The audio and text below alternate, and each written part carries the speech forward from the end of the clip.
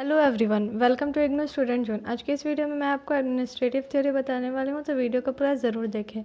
अगर आप इस चैनल पर पहली बार आ रहे हैं तो इसे सब्सक्राइब कर लीजिए, साथ ही साथ बेल आइकन को प्रेस कीजिए, जिससे मेरे आने वाले सभी वीडियोज़ के बारे में आपको जानकारी मिल सके। तो चलिए वीडियो स्टार्ट करते हैं।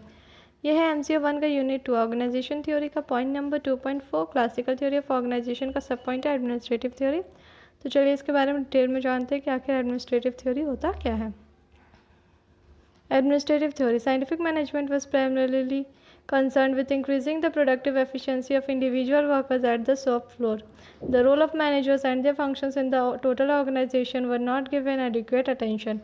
Around the same time, that is the first quarter of the 20th century, Henry Fayol, director of a coal mining company in France, made a systematic analysis of the process of management. His approach to the study of management is also known as the process और functional approach. तो जो scientific management होता है वो basically concern होता है कि जो प्रोडक्टिव का एफिशिएंसी होता है उसको इंक्रीज़ करने के लिए जितने भी वर्कर्स जो काम करते हैं ऑर्गेनाइजेशन में उसका जो एफिशिएंसी होता है वो इंक्रीज़ करने का ही बेसिकली ये कंसर्न करता है। तो जो रोल होता है मैनेजर्स का या जो उनका फंक्शंस होता है पूरे ऑर्गेनाइजेशन में, उसको क्या होता है कि यहाँ पे पूरी तरह से अटेंशन नहीं दिया जाता है। तो उसी समय क्या हुआ था, 20th सेंचुरी का फर्स्ट क्वार्टर में हेनरी फेयल जो डायरेक्टर है कोल माइनिंग कंपनी का फ्रांस में, वो एक सिस्टमेटिक एनालिसिस किए थे मैनेजमेंट का प्रोसेस को लेकर के। और उनका अप्रोच था कि जो मैनेजमेंट है उसको वो अच्छी तरह से स्टडी कर सके और उसको बोल सकते हैं प्रोसेस अप्रोच या तो फिर functional approach. According to Fayol, business activities in the organisation consist of 6 interdependent operations with technical, commercial, financial, security, accounting, and administrative or managerial operations. He analyzed the nature of managerial activities and skill requirements which were so far given little attention by thinkers. He considered the process of management to be of universal application and distinguished among 5 elements of the process which to forecast and plan, to organize, to command, to coordinate, and to control. The concept of management was thus defined as the process of performing certain functions like planning, organizing, etc. These functions were expected to be performed by managers at all levels in the organization as well as in all types of industries and in all countries. तो Henry Fayol है उनके according क्या होता है, जो business activities होता है कोई भी ऑर्गेनाइजेशन का उसको 6 इंटरडिपेंडेंट ऑपरेशंस में बांटा जाता है, कंसिस्ट किया जाता है। मीन्स जो भी ऑर्गेनाइजेशन में जितने भी एक्टिविटीज़ होते हैं वो 6 तरह के होते हैं, 6 इंटरडिपेंडेंट ऑपरेशंस होते हैं, जो कि है technical, commercial, financial, security, accounting और एडमिनिस्ट्रेटिव या फिर मैनेजरियल ऑपरेशन। तो वो एनालाइज़ किए कि जो नेचर होता है मैनेजरियल एक्टिविटीज़ का और जो स्किल वो लोग का रिक्वायरमेंट होता है उसमें क्या होता है कि बहुत ही कम अटेंशन दिया जाता है थिंकर्स के द्वारा। तो वो ये कंसिडर किए कि जो प्रोसेस है मैनेजमेंट का उसको एक यूनिवर्सल एप्लीकेशन दिया जाए और साथ ही साथ जो 5 एलिमेंट होता है इस प्रोसेस में उसके बारे में भी वो एक्सप्लेन किए हैं, डिस्टिंग्विश किए हैं, जो कि है फोरकास्ट और प्लानिंग का, ऑर्गेनाइज का, कमांड, कोऑर्डिनेट और कंट्रोल का। तो जो कॉन्सेप्ट होता है मैनेजमेंट का वो इस तरह से डिफाइन किया गया कि ऐसा प्रोसेस जहाँ पे कुछ फंक्शंस को परफॉर्म किया जाता है, जैसे कि प्लानिंग, ऑर्गेनाइजिंग हो गया, कंट्रोलिंग, डायरेक्टिंग, ये सारे फंक्शंस को जहाँ पे परफॉर्म किया जाता है उसको मैनेजमेंट बोला जाता है। तो ये फंक्शंस हैं वो ये एक्सपेक्ट कर रहा है कि जो भी मैनेजर्स हैं वो सारे फंक्शंस को परफॉर्म कर सके हर लेवल में। ऑर्गेनाइजेशन के जितने भी लेवल्स होते हैं, साथ ही साथ जितने भी टाइप्स के इंडस्ट्रीज़ होते हैं, जितने भी कंट्रीज़ में जो भी एक्टिविटीज़ है इंडस्ट्रीज़ का या ऑर्गेनाइजेशन का, सब में फंक्शंस को परफॉर्म किया जाए। Fayol emphasized that management involves the application of certain skill which could be acquired by a person on the basis of systematic instructions and training. Once acquired, the skill could be applied to all types of institutions including the church, schools, political as well as industrial organization. तो जो Fayol है वो इस चीज़ में एम्फेसाइज़ किया कि जो management होता है उसका जो एप्लीकेशन होता है उसमें कुछ सर्टेन स्किल्स इन्वॉल्व किया जाता है जो कि हर लोग के द्वारा इसमें एक्वायर किया जाता है और साथ ही साथ उसको लेकर के कुछ सिस्टमेटिक इंस्ट्रक्शंस और ट्रेनिंग भी दिया गया है। तो एक बार जैसे ही वो ये सब चीज़ों को एक्वायर कर लेगा तो जो स्किल है उसको हर तरह के इंस्टीट्यूशंस में अप्लाई किया जाएगा, चाहे वो चर्च हो, स्कूल, पॉलिटिकल या फिर जो भी इंडस्ट्रियल ऑर्गेनाइजेशन हो, कुछ भी हो, सब में इस स्किल को एक्वायर किया जाएगा, अप्लाई किया जाएगा।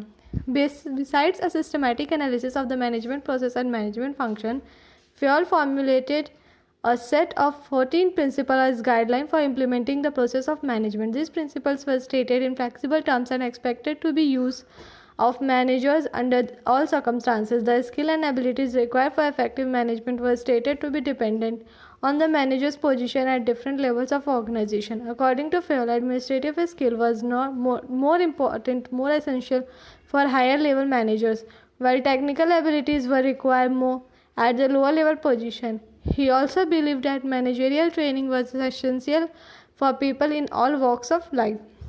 He stressed for the first time the necessity of formal education and training in management. In short, Fayol's analysis provide a set of means with planning, organizing, commanding, controlling, and coordinating for viewing the management process and guidance that is principle for implementing the process. तो यहाँ पे बोला जा रहा है systematic analysis के अलावा जो मैनेजमेंट का प्रोसेस और मैनेजमेंट का फंक्शंस के जो सिस्टमेटिक एनालिसिस किया है, इसके अलावा जो फ्योल है उन्होंने ये भी फॉर्मुलेट किया है सेट ऑफ 14 प्रिंसिपल मीन जो 14 प्रिंसिपल जो आप लोग ऑलरेडी पढ़ चुके हैं 11th-12th क्लास में, उसके बारे में जो फ्योल ने जो गाइडलाइंस को इम्प्लीमेंट किया है मैनेजमेंट का प्रोसेस के तौर पे। तो ये जो प्रिंसिपल है वो ये बताता है कि जो टर्म्स है वो फ्लैक्सिबल है और साथ ही साथ ये जो जितने भी सर्कमस्टांसेस होते हैं मैनेजर्स का उसके अंतर्गत इसको यूज़ किया जाना चाहिए। और साथ ही साथ जो स्किल्स और एबिलिटी होता है इफ़ेक्टिव मैनेजमेंट के लिए उसके बारे में बताया गया। और साथ ही साथ जो मैनेजर का पोजीशंस होता है डिफरेंट लेवल ऑफ ऑर्गेनाइजेशन में उसके बारे में बताया गया।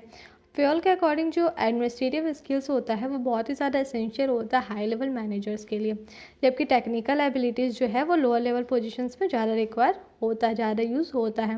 और उनका ये भी मानना था कि जो मैनेजरियल ट्रेनिंग होता है वो एक एसेंशियल पार्ट होता है पीपल के हर वॉक ऑफ लाइफ में, मीन्स हर समय उसके लिए बहुत ही ज़्यादा इंपॉर्टेंट होता है, बहुत ही ज़्यादा एसेंशियल होता है मैनेजरियल ट्रेनिंग। तो वो सबसे पहली बार इस चीज़ को स्ट्रेस किए थे कि जो नेसेसिटी होता है फॉर्मल एजुकेशन का और ट्रेनिंग का मैनेजमेंट पे, उसके बारे में सबसे पहले स्ट्रेस करने वाले यही थे, सबसे पहले बताने वाले यही थे। तो इस शॉर्ट ही बोला जा सकता है कि जो फ्योल है उनका जो एनालिसिस है ये प्रोवाइड किया कि जो सेट ऑफ मीन्स होता है यानी कि जो planning, organising, commanding, controlling, coordinating, ये सारे जो चीज़ होते हैं वो इस मैनेजमेंट का जो प्रोसेस और गाइडलाइंस होते हैं उसको ध्यान में रखते हुए ही बनाया गया है। The 14 principle of management are as follow, you have already learn them in unit 1, let us recapitulate them. तो 14 जो प्रिंसिपल्स हैं यहाँ पर उसके बारे में बताया गया है। Division of work, authority, responsibility, discipline, unity of command, unity of direction, subordination of individual interest to general interest, remuneration of personal, centralization of scalar chain, order, equity, stability of tenure, initiative and spirit the corps. अब है the administrative theory of management and functional approach to management may be said to have developed on the foundation laid by Fayol. He provided a conceptual framework for analyzing the process of management. At the same time, he isolated and analyzed management as a separate distinct activity. Management as a body of knowledge gained immensely from Fayol's analysis of managerial skill of universal relevance and principle of general management developed by him. Although some critics called it consistent, vague and pro-management based theory, still this theory exerts considerable influence the practice as well training of management the world over. तो जो administrative theory है management का और जो functional approach होता है management का वो इसमें बोला जा रहा है कि जो फाउंडेशन है वो डेवलप किया गया था फेयोल के द्वारा।